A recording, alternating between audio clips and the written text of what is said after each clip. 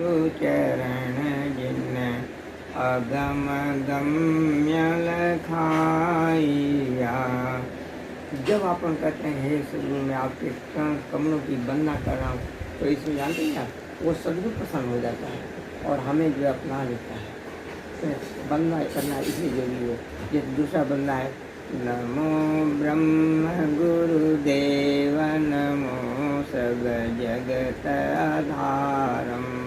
यहाँ कह रहे सदगुरु को ब्रह्म मान कर पूजा करना। जैसे आप जो कहते हैं वह धन बताओ कि 2% बाद की ब्याज की दर से दोगुना हो जाएगा, तो कहते हैं suppose that the principal amount is X, है ना, बिना माने लगा लोगे नहीं ना। ऐसे ही हम सदगुरु को क्या मान लिए, ब्रह्म। नमो ब्रह्म गुरुदेव नमो तीसरी वंदना है। वंदाओ वे पुरुष आनंददाता चौथी वंदना है। सदगुरु खुद हमारे यहाँ कुछ शिष्यों को लेकर के उस स्थान पर बैठ जाते हैं जहाँ ईश्वर है, तो वह है गुरु शिष्य हम प्रभु की शरण में भक्ति अपनी दीजिए। भिखारी जब आता है ना, दरवाजे के पास आकर बोलता है कि यहाँ से एक कुछ दूर से बोलता है पास में, तो सदगुरु क्या करते हैं, हमें ले लिए और खुद लेकर के वहाँ बैठ गए जहाँ ईश्वर है, वहाँ बैठ के वंदना हो रही है। गुरु शिष्य हम प्रभु की शरण में भक्ति अपनी दीजिए। शीघ्र प्राकृतिक गुणों को दूर हमसे कीजिए। जब ऐसी वंदना करते हैं तो हमारे अंदर जो है वो सारी चीज़ें करने लगती है।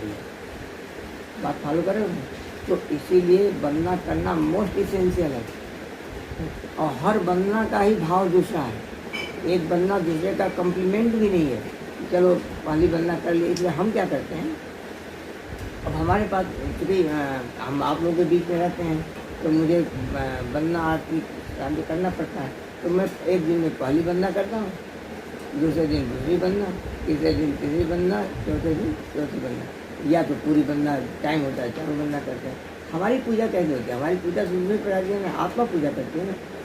अब सदगुरुदेव जी जैसे बैठ जाते हैं, प्रवचन करते हैं, वहाँ आरती होती है, सदगुरुदेव जी उठते हैं क्या आरती करने, उठते हैं वैसे आपको दिखेंगे नहीं। सदगुरुदेव जी कैसे आरती करते हैं, तो वो आरती क्या होती है, वही आरती हम लोग करते हैं। जो श्रुत हमारी श्रुत है ना, वो जा करके निकल करके परम पुरुष की आरती करती है। हाँ जी, ध्यान लगा कर अंदर से आरती हो रही है। तो कहने का भाव एक सारा चीज़ वो भी करते हैं, हम लोग भी करते हैं, अलग अलग। समझ आ गया। तो वंदना करना, मेडिटेशन करना, उसके बाद ही कुछ करो।